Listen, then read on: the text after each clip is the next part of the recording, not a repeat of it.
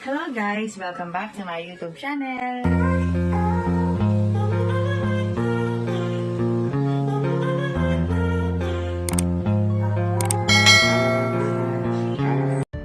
Ngayong November na nga magsisimula ulit ang PBL. Marami ngang nabago sa kanilang team, pero mananatili pa ring matatag si Maddie Madayag at Dina Wong. At sobrang na-excite din ang mga fans ng Choco Mucho dahil sa pagbabalik ni Sisi Rondina at ni Descheng sa loob ng court. Masisilayan nating muli ang dalawa. Nung isang araw ay naka-live si Tang Pons at marami nagsasabi na aalis na daw siya sa Choco Mucho. Pero agad itong sinagot ni Tang Pons na hindi daw niya iiwan ang Ubi Girls. At marami ding napapabalita na isa din si Dina Wong sa ililipat sa ibang team.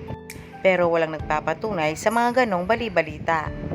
Dahil noon pa ay meron nang nag-o-offer kay Dina Wong pero hindi niya ito tinanggap. Kahit umalis na ang mga kaibigan niyang si Bea De Leon, Ponggay Gaston, Kaitlyn Biray at Denden Lazaro, pero siya ay nanatili pa rin sa kanyang team. Alam naman ng lahat na isa si Dina Wong sa magagaling na setter. Kaya hindi mo may pagkakaila na marami talagang gustong kumuha sa kanya. Kahit pa malaki ang offer sa kanya, hindi pa rin niya ito tinanggap.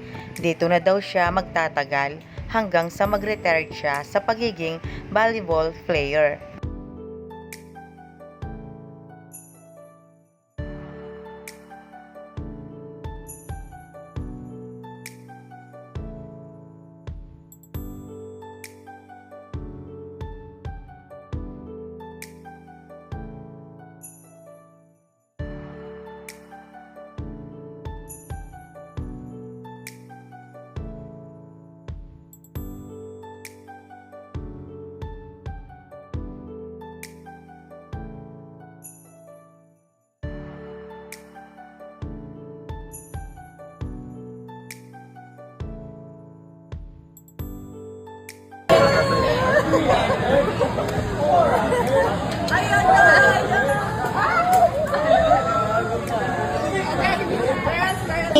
Lilipat kayo ng team. Choco lang. Walang lilipat. Captain. Ako. Congratulations. Ito nga yung party, di ba? Magpa-party nga kami kasi ako yung team captain. Next month na yung PBL, manood kayo. Vlog ka na daw ulit. Hindi pa nga kasi na-edit. Wala pa nag-i-edit. Kayo na kayo mag-i-edit.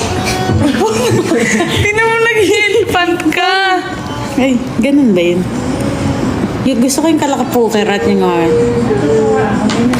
Gaganon.